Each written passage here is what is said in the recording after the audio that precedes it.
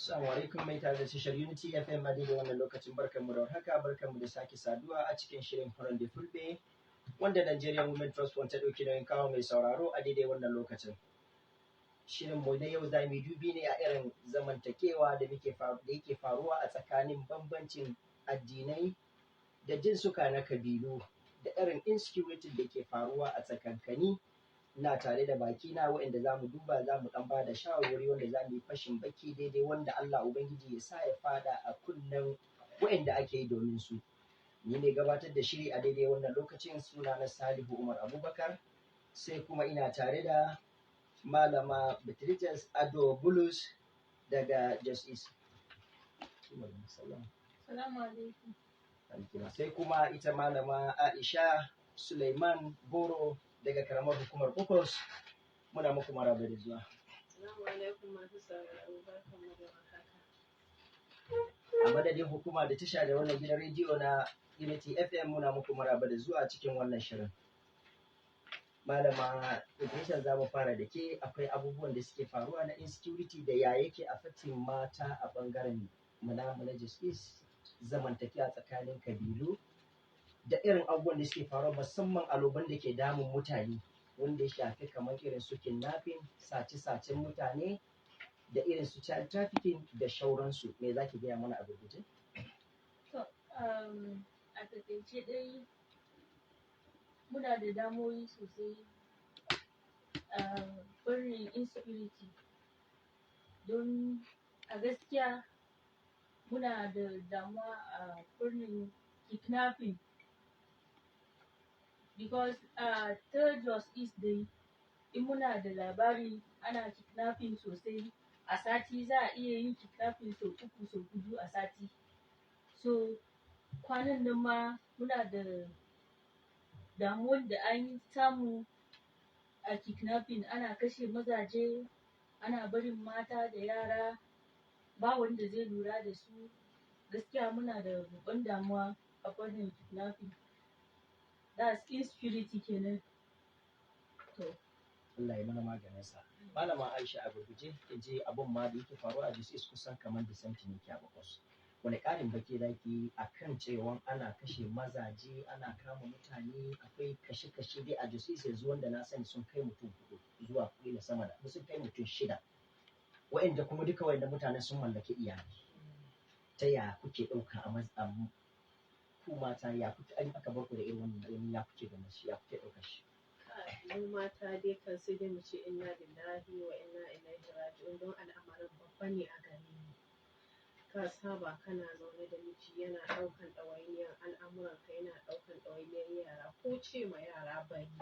In mace ta ce ma yaro bari saboda ido wa ka raina wanda na saba gani bai cika bari kamar in uba ya tsawatar mishi ba. Sun fi jin tsoron a ce yau ga uba na sai a ce ana kashe wannan iyayen. Ya zama na an bar mu da bari an bar mu da ciyarwar yara an bar mu da ɗawainiyar saka cokar. To gaskiya abu ne na tashin hankali wanda kuma rashin fahimta ne ma yake kawo wa'annan al'amuran. Sai ka ga identities ɗin ma wane ne suke zuwa suke yin kidnapping ɗin wani lokaci sai ka shiga shubha. In ka ce directly Fulani ne to wata rana fa sai an zo sai ka ga ba hakan ba ne. Allah shi ne ya san ma wane ne yake yin hakan akwai shubha a al'amarin da yawa. Saboda wani lokaci criminality bai da tribe bai da religion. It's just about trait ɗin mutum menene ya sa a shi su yi. So gaskiya akwai mushkiloli da dama don ba wai kawai ma wannan ba yana barin mu da shubhar da za ta jawo a yi ta faɗace a tsakani don ba a san tabbas me ya faru ba. Kamar example akwai abubuwan da suka faru a Justice an shiga rugan Fulani aka kama mutane jimilla mutum 5 sai aka kira waɗansu su kawo gudunmuwa wani ƙungiyar da ake kira daga Bauchi Nobel. Garin kiransu sai waɗanda suka kidnapping mutanen su ma duka suna cikin jama'a da suka ji sai wannan abin da aka kira waɗancan su ma sai suka tashi suka harzuka sai suka tara wannan hanyar da waɗannan mutanen za su bi su je su kai ceto.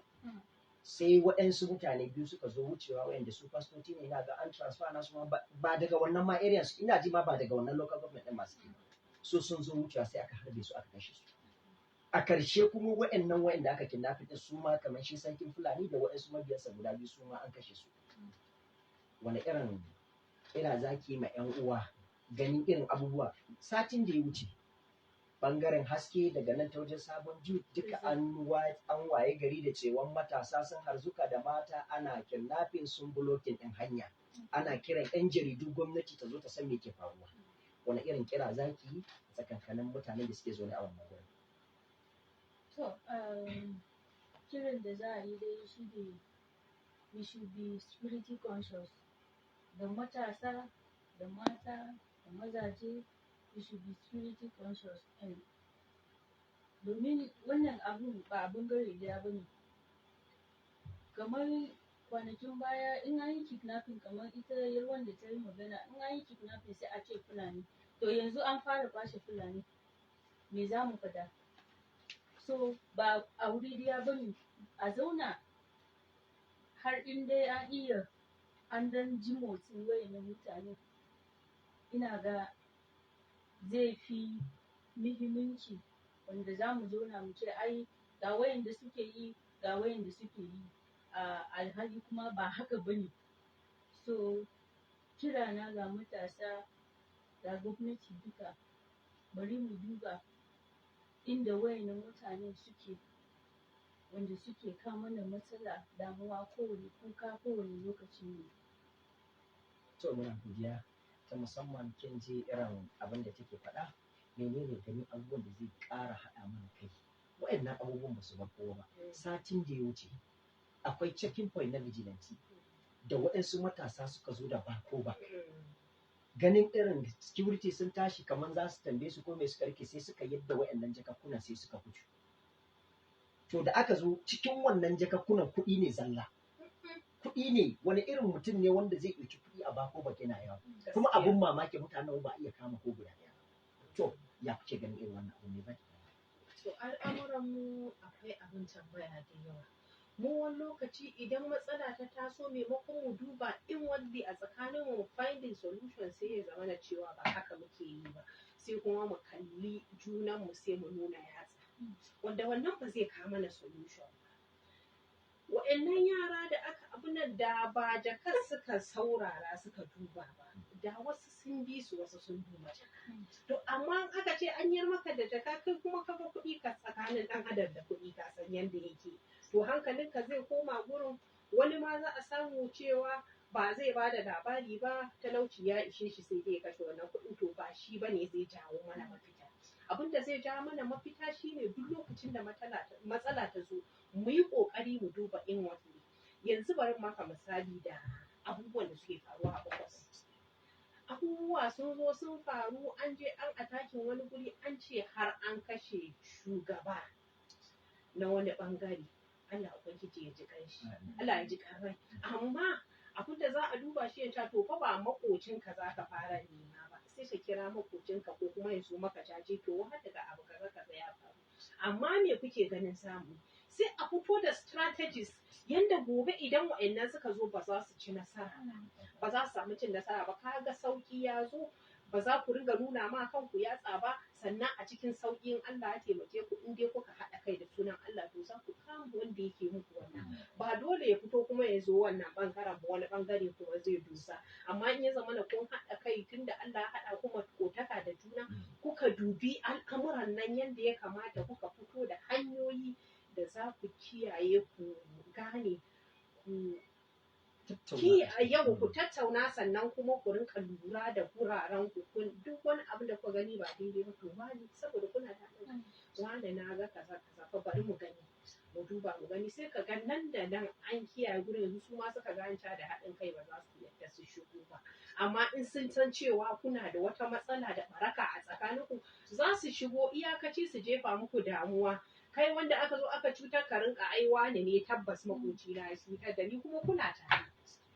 So Allah ya kare mu. Amin ya Allah. Tun ba da kina bayani cewa in aka zo aka kashe ga yanayin makarantu wani irin kira kike musamman ko mata kuna da kungiyoyi Allah ya albarkace ku da kungiyoyi da dama wani kira za ku yi kuna da yara marayu yau da ka ɗauki yaron ka kai shi makarantar gwamnati cajin da ake a private school yau da santin kila ma na gwamnati ya mafi wani irin kira za ki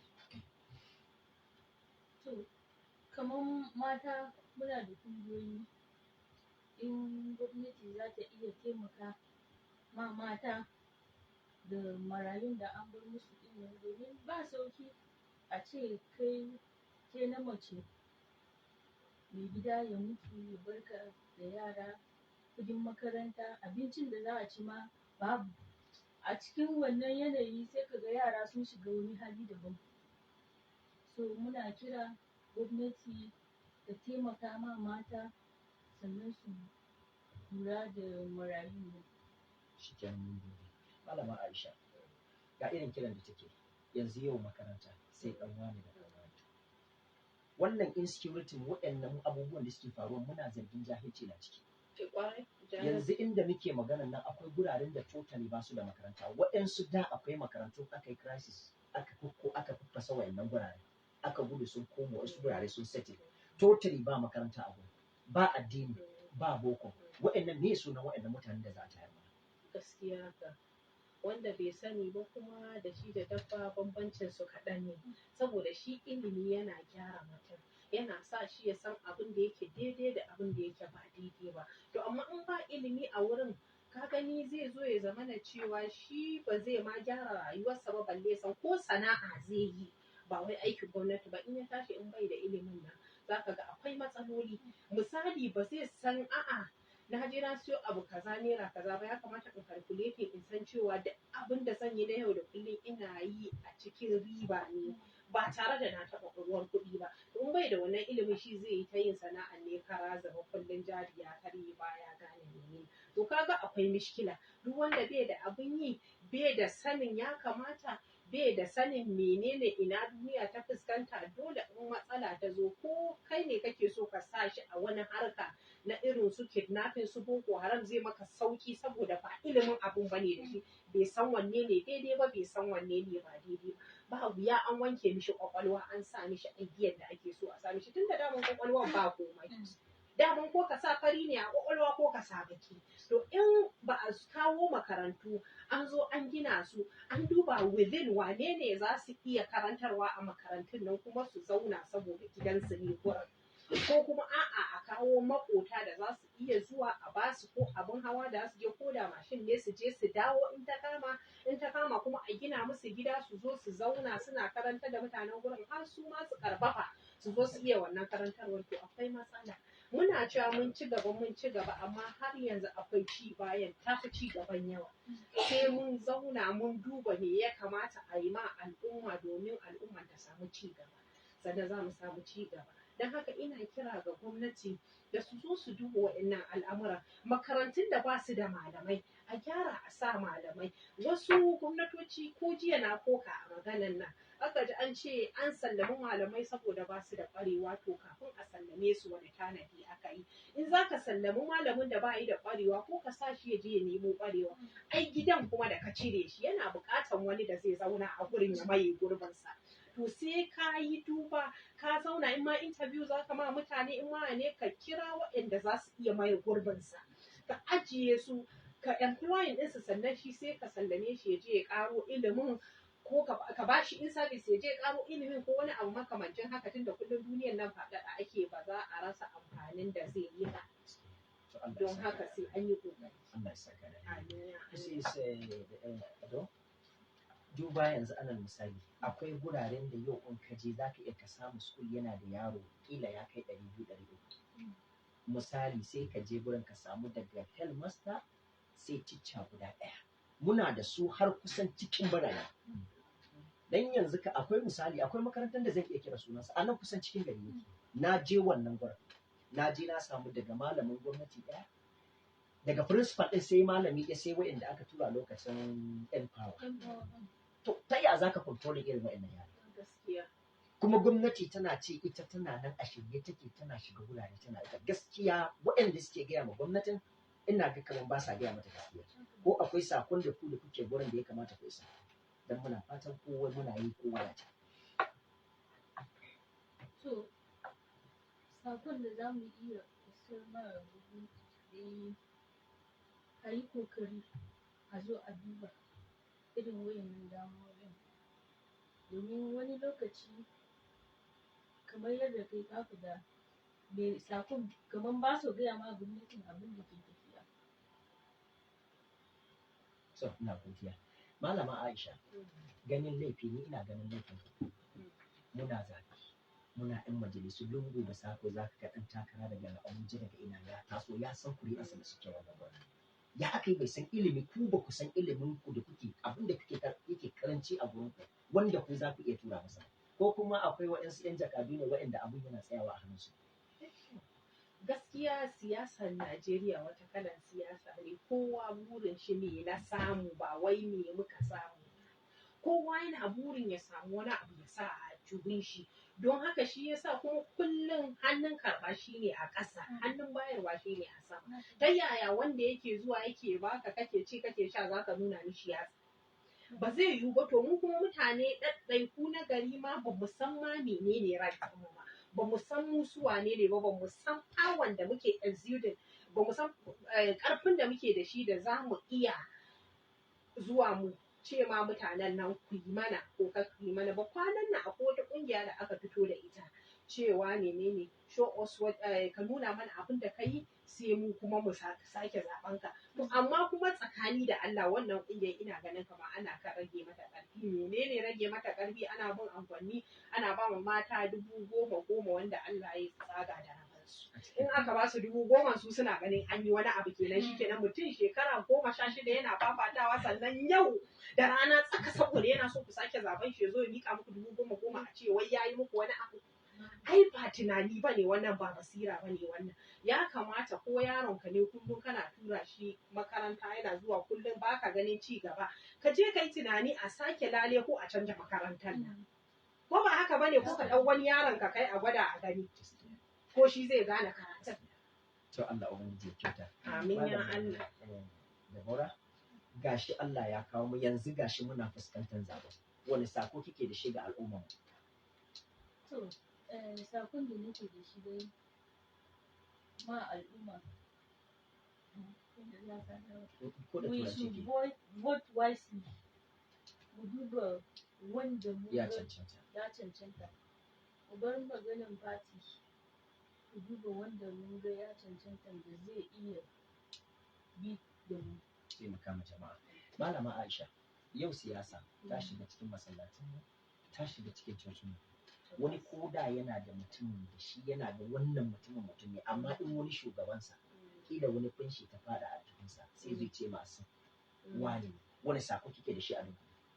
To ni jama'a abin da zan gaya muku shine cewa ko da malamin ka ya zo ya ce maka wane ne, ko da fassan ka ya je ya ce maka wane ne, ban ce ka yi mishi biyayya ba amma kuma an ciza a hura saboda shi kila niyyar shi ta ja kai fa ya niyyar ka ta yi kwanakin nan sai ka duba ka gani. Ba wai na ce ka ce dole niyyar kai ta yi ja ba amma kuma ka san ta ina ne za ka samu mafita da ci gaba. Akwai wani matashi da wani ya yi wata magana ya burge ni. Mun zo muna zaune a wata ƙungiya sai ya zo ya ɗan tallata mana kanshi sai ya ce to amma shi zai gaya mana wani sako tsakanin shi da Allah ga irin ayyukan da yake ga irin ayyukan da yake amma shi yana so ya ce mana cewa mu yi ƙoƙari in mun ga ya cancanta mu zaɓe shi in ba mu ga ya cancanta ba akwai wanda ya fi shi cancanta a cikin jama'ar da suke takara da su mu yi wa girman Allah mu zaɓi wancan.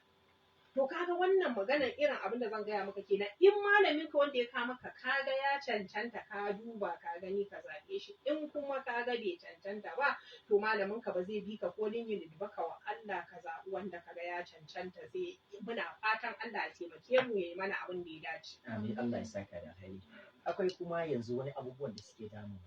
Yanzu wannan ishu na insecurity su kidnapping su sace-sacen mutane da 'yan siyasa da suke tura ana cire part na mutane kan jama'a ya buga. Yanzu abu zai zo ya faru a madadin ko mutanen da suke wannan community ko mutane suke wannan garin ku kira kanku ku haɗa kanku duk yi a dukkan kabilun da suke guri ba za a taɓa a ce dukkan su lalatattu ba, ba za a taɓa kuma a ce dukkan su suna da kyau ba. To amma ai ba za a rasa masu hankali a ciki ba. Wani sako za ku ba ma irin mutanen da abu zai faru a tashi a je a yi abu na ana ƙara ma waɗannan mutanen ƙarfi. Wani sako za ku ba mu a dunkule ganin lokacin da To, a taƙaice dai in abu ya faru mu yi ƙoƙari mu kawo hankulin mu a wuri ɗaya. In mun kawo hankulin mu a wuri ɗaya za a iya duba yaya za a yi da wannan damuwan da ya shiga ne. Allah ya saka da alheri. Sai kuma naki a dunkule. A dunkule ni zan ce mu mutunta shugabanninmu. Kowane al'umma yana da shugabannin shi na gargajiya da kuma malaman shi. To in muka zo muka zauna da su, in aka yi shawarwari in Allah yadda Allah zai ba mu mafita. Kar mu daina mutunta su, mu daraja su, abinda suka faɗa mu duba mu kai. So Allah ya saka da alheri. Godiya ta musamman ga Nigerian Women Trust Fund wanda suka ɗauki nauyin kawo mana wannan shirin a daidai wannan lokacin. Za mu koma ɓangaren mu na masu sauraro su ma mu ba su dama su ma mu ji irin gudunmuwan da za su iya kiran mu su ba mu su ƙara mana insha Allah. Muna ba da lambar waya akan 070-3235-3315. Amsa. Ga wani ma akan layi. Assalamu alaikum. Wa alaikum salam da muke magana. Alhamdulillah, magana ta Abdullahi daga Abuja. To Malam Abdullahi ne gudunmuwan ka mun baka minti ɗaya. Alhamdulillah, ina saka da alkhairi wato na ji bayanan sun ɓangaren malamai. Alhamdulillah, ina abin da zan fara a nan shi ne wato tsakanin da Allah gwamnati ta tsaya ta ɗau mataki a ɓangaren fatin da ake. Yau an kama mutum cikin kwana ɗaya biyu sai ka ga ya fito. Yaya gwamnati da zai iya ɗaukaka da kwanan mataki a kansu? Ya kamata mu ji tsoron Allah kuma malamai mu ci gaba da yin addu'a. Wallahi addu'ar nan shi ne zai fitar da mu. Yau abubuwan da ake yi wallahi ba da daɗin faɗa a ƙasar nan. Ta hanyar mu ji tsoron Allah mu saka mu ci gaba. Malam Abdullahi Allah ya saka da alkhairi. Kun je gudunmuwa shi Malam Abdullahi akan irin gwamnati ta kitso kuma wannan magana da ya faɗan akwai kamshin gaskiya a ciki. Akwai gaskiya. Bari dai ga wani akan layi kafin kai shi. Hello. Hello. Assalamu alaikum, an tashi lafiya. Wa alaikum salam da wa muke magana. Ina magana da Umar Muhammad. To Malam Umar Muhammad ne gudunmuwanka? Muna jin ka. Me gudunmuwanka Malam Umar Muhammad muna jin ka. Ina muku fatan alheri, ina ma bakin ka maraba da zuwa Allah ya mai da su gida lafiya abinda kuke faɗakar ma da mutane kai. Allah ya ƙara mana haɗin kai. Amin su. Ya sa kowa mu zauna mu yi zaman lafiya da juna mu zama ɗaya. Duba da irin malam magana Malam Abdullahi so da yawa ana ganin an kama mutane. Kwana kaɗan suke da suna ƙararran ba inda kake tsoro wani safe za ku ga muna da wannan matsala asibiti. Sakon da zan bayar shi ne cewa gwamnati in ta sa doka to ta tabbatar da cewa ba hanyar kuɗi samun kuɗi ta yi ma polis ba don saboda ni ina da wannan personal matsalan cewa wani lokacin aka sa wata doka sai in ga kaman ba wai an sa ba ne don ta taimaki al'umma a yi maganin wata matsala da ke take tasowa a'a an sa ne don saboda su hukumomin tsaro su samu kuɗi. Zan baka misali da maganan karfe 6 ba wani nafef ɗin da zai sake yin yawo. To sai ya zama da cewa idan aka kama masu nafef ɗin shin 5,000 ɗin da suke biya tana zuwa revenue ne direct tana zuwa ma government ne ko kuma a'a police su ma sun samu wani kuɗin shiga ne. To Allah ya saka da alheri da wani akan lai. Assalamu alaikum. Alhamdulillah da wa muke magana. Hello. Duba da layin sa ba kyau. Ana ma a dokin ji sakon da irin take turawa wannan ana sa doka a Najeriya dan kusan akan talaka take karewa ga wani dai kafin ke shi. Hello. Lafiya da wa muke magana. Sai gobe. Lafiya. Hello. Hello. So layin sa babu kyau. Wani sako kike shi. So, an ce that we should be security conscious because kamar gwamnatin ba za ta iya zo ta cire mu ba mu a kanmu Mu tashi mai mu tashi mu yi wani abu mu a kanmu mu tashi mu yi wani abu in mun zauna very careless haka za zo a same mu. Kina magana mu dai mu tashi mu matsayi security ba na gwamnati ce ita kaɗai ba. Hello. Hello. Wa alaikum salam da wa muke magana. To Adamu daga ina muna jin ka. Daga dogon karfe. To muna sauraron ka me gudunmuwar ka mala Adamu. Adamu mai nake. To Adamu mai nage Allah ya kara nage me muke me gudunmuwar ka. Gaskiya abubuwan sai dai a yi mana addu'a Allah kuma ya kare rufa mana asiri. Abu kaɗan yana faruwa sai a ce fulani mu kuma muna nan muna ta yawo da shanu ana sa mana ido. A taya mu da addu'a Allah ya kare. To malam Adamu asiri. Allah ya rufa mana gaba daya. To kun ji shi abin nan din. Malama ne gudunmuwa me sakon da kike so ki ba a dunkule irin waɗannan abubuwan da suke faruwa. In muka koma muka duba insecurity da ke faruwa kamar yadda kika faɗa. Akwai sakaci na gwamnati bila adadin.